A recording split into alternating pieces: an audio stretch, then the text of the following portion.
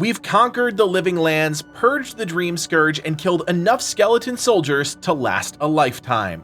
My name is Kodiak, this is Legacy Gaming, and after beating the game, we're excited to share our full review of Obsidian Entertainment's latest fantasy RPG, Avowed.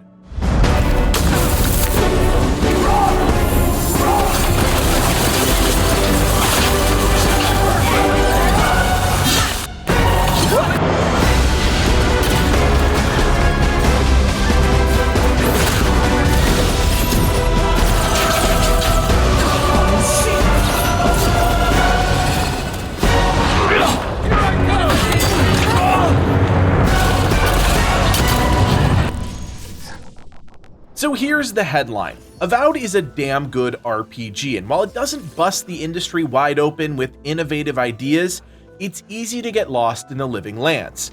From the combat and the exploration to the story and world building, Obsidian once again proves they know how to make a solid game. And if you go in with no expectations or preconceived notions, I could very easily see this being some people's game of the year. But as always, let me explain.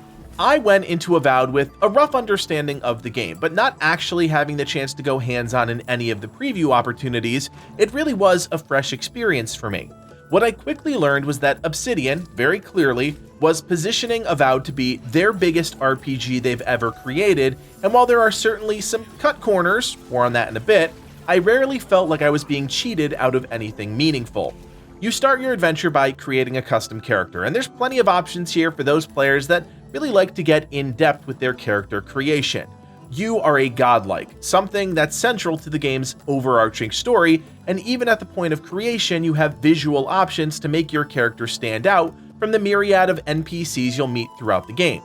Once you get through the intro, you land on the shores of the living land, and almost right away, you get the full Obsidian effect. Avowed continues to build upon the years of narrative-driven experiences that have come before, from games like The Outer Worlds, Fallout New Vegas, Star Wars Knights of the Old Republic 2, and Pillars of Eternity, which is set in the same world as Avowed. If you're someone that enjoys lots of dialogue and copious amounts of ways to respond during those conversations, then you will immediately latch onto Avowed.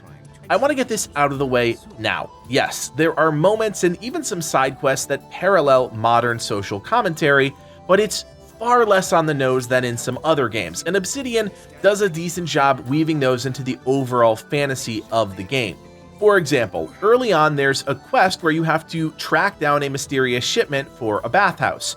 If you read the found notes closely and choose certain dialogue options, you'll realize that the shipment is actually a contraceptive herb. There are moments like that peppered throughout the game, but they're few and far between, and quite honestly, and I've said this a bunch, I don't care as long as the developers aren't preaching to us as players, which they're certainly not here. However, these moments are 0.1% of the overall narrative-driven experience, and let me tell you, Avowed is absolutely filled with stories, both big and small. There is a big overarching quest, one that has you trying to root out the source of a mysterious dream scourge that's plaguing pretty much every part of the living lands, but within each zone, there are dozens of side quests, each fully scripted and voice acted. It's impressive, and for the most part, the solid voice acting helps bring each of those stories to life. There are a lot of NPCs with dialogue, and I'd say about 80% of them are convincing, but as to be expected in a game of this size, there are a few that just made me laugh. Hello, stranger. Welcome to Thirdborn. How can the Tiranui help? Dialogue choices rarely, if ever, break down into clear-cut good, neutral, and bad options. There are tinges of that throughout each response, but for the most part, things are actually a lot more gray, and I really enjoy that. One thing that does potentially change that is your character's backstory, which you select during character creation. Oftentimes, your background can help influence a conversation, and it's nice that this isn't an afterthought, but instead, something that actually can affect the direction of a conversation. Outside of that, it doesn't play a factor, and while I definitely would have liked to see my background manifest in other, maybe more tangible ways, this is one of the few cut corners I felt the team made in an effort to balance the scale and scope of the overarching game. Once you get past the first 30 minutes, the game's exploration really opens up. It's not a true open world in the sense that you can go anywhere at any time, But within each zone, there are virtually no restrictions, and each zone is big enough that you feel like you're playing in an open world game. I actually believe that this is one of the best implementations of a game world I've played in a long time. Each zone feels big without feeling bloated, and within each zone are so many pockets of interesting things to explore, and I'm talking points of interest outside of main and side quests. I was actually surprised a little at how much of the map I had missed after completing an entire area's quest, and when I went back to explore those locations, I had missed a surprising amount of environmental storytelling. A great example of this is in the third zone, Shatterscarp. Before moving on to the fourth zone, I went around clearing some of the points of interest I had missed during my initial questing. This led me to a small village that was burnt to a crisp. After a little poking around, I found out that the villagers were dabbling with fire elementals, and things quickly got out of hand. One house led to another, which eventually led to a well that took me to a small dungeon where I found a group called the Naturalists, who were performing experiments on other villagers. None of this was tied to a main or side quest, and it was only possible because I explored that part of the world. This happens time and time again in Avowed, and while not always at that scale, that sense of organic discovery is one way great RPGs often differentiate themselves from more mediocre ones. The Living Lands itself is an interesting place, with each zone having a starkly different theme than the last. It's one of those fantasy games that checks off all of the boxes. A tropical zone, a creepy swamp zone, a desert zone, a volcanic zone, the list goes on. It's not a bad thing, but it does create clear separation between each part of the world, and that lack of a connection between the zones is what makes Avowed a semi-open world game. With exploration being such a huge part of the game's experience, I was a little frustrated by the lack of a good minimap. It does provide you with key details about things around you that you can loot, such as corpses, grenades, and resources, but outside of that, there's no topographical information, so you're forced to open up the full map, which may take you out of the moment-to-moment gameplay. That being said, I found the full map to be really solid, and again, the team strikes a nice balance, this time in terms of being able to fast travel around each zone without making it so easy that you never actually have to run anywhere. While each zone has a main city which acts as your questing hub, you'll actually spend a decent amount of time in your camp, which you set up near Audra crystals found in a few key places throughout each zone. Here you can do a few key things. First and foremost is to organize and upgrade your gear. Each zone is designed in such a way that you need to constantly improve your weapons and armor, and unless you're playing on the easier difficulties, you'll need to max out whatever you're using if you hope to complete the main quest in each zone. Weapons and your main armor are the only things that can be upgraded, and within each quality tier are 3 upgrades that you can make. You'll need a lot of resources to upgrade all of your gear, and that's accentuated by how often you change up your gear. You can seamlessly swap between 2 full sets of weapons during combat, but if you're someone that likes to experiment with different weapon combinations, you could end up spending a lot of time hunting down resources and upgrading your gear. There's nothing wrong with that, let me be clear, but it's one of those processes where what you put in is what you get out. Upgrading your gear serves a clear purpose, because enemies found throughout each zone are strategically placed and purposely powered. As you're fighting enemies, you'll notice skulls next to their name. Enemies with 1 skull you can easily handle, enemies with 2 skulls are more challenging, and enemies with 3 skulls really shouldn't be messed with until you've leveled up your gear. Avowed doesn't feature enemy scaling. In fact, every enemy placed in the world is intentional, with easier enemies scattered throughout the beginning parts of a zone and more challenging enemies found throughout the end of a zone. However, because of the open nature of each zone, it's very possible you'll run into tougher enemies simply by exploring. I personally like this aspect of the game because on more than one occasion, I went into a situation thinking I could handle a few 3-skull enemies, only to get absolutely smoked. Also at your camp is an enchantment station. Throughout your exploration, you're going to find a literal ton of unique items, many of which are weapons. I love gear, and that little rush of dopamine never went away after my 50+ hours with the game. However, the enchantment system really does leave a lot to be desired. Each unique weapon can be enchanted, which essentially allows you to pick between 2 preset choices that expand upon the weapon's base enchantment. For example, the weapon I used throughout much of my playthrough, One Last Trick, had a base enchantment called Ricochet, where my bullets would bounce to hit an additional target. By enchanting it with Trick Shot, those bullets now bounce to 2 additional targets. You can only choose 1 enchantment per weapon, and that choice is permanent, so it does create some very real stakes, which I like, but overall, the system is incredibly simple. Camp is also where you'll interact with your companions, of which there are 4.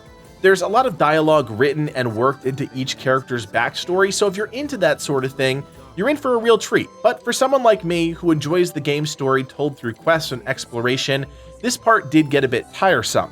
That being said, there was an early moment where talking to Kai at camp gave me the choice of a permanent attribute increase, so I definitely don't recommend ignoring this aspect of the game outright. Now, once you leave the safety of your camp, it's entirely up to you where to go and what you want to do. Questing is a huge part of the Avowed experience, and you'll find those a number of different ways. You'll find the highest density of quests at the main city within each zone. This mirrors a traditional RPG where you'll talk to a quest giver, learn a bit about the mission you're about to be tasked with, and then that gets added to your journal. You'll also find quests out in the world, either from NPCs or through objects. One thing the developers really wanted to do was create multiple approaches to how people engaged with the quest system. In one early example, I found an amulet out in the world.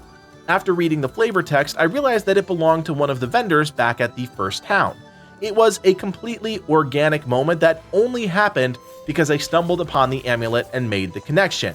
Nothing triggered in my journal, and I could have easily missed the opportunity. To make that even better, I had the choice to either give him the amulet or keep it for myself.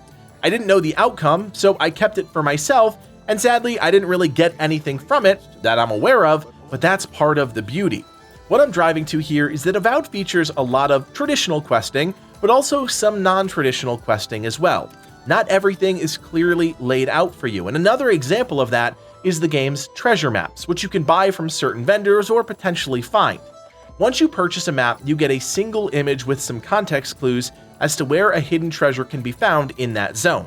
After that, it's up to you to observe the world and try and track down the hidden secrets without the help of any waypoints or markers on your map. It's just you versus the living lands. Questing often, if not always, requires you to fight something, and I saved the combat portion of this review for last because I honestly think it's the glue that helps bring the entire game together. I chose to go with a wizard for about half of my first playthrough because I really wanted to try out the wand and grimoire combination that I saw in the previews ahead of launch. It was a ton of fun slinging spells and filling in the gaps with bursts from my wand that would auto-track onto enemies. I actually think I'll go back to magic at some point because there are multiple grimoires that offer different sets of spells, and at the time, I hadn't unlocked enough of the skill tree to experience magic to its fullest potential. Eventually, I switched to that unique arquebus I talked about before, one last trick. A few sterlings later, and I had reworked my skill tree to better match my new ranger playstyle.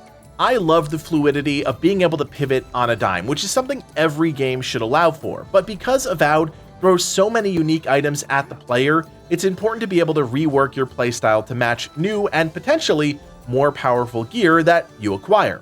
Mix and match those items with the various skill trees and you've got some interesting combinations.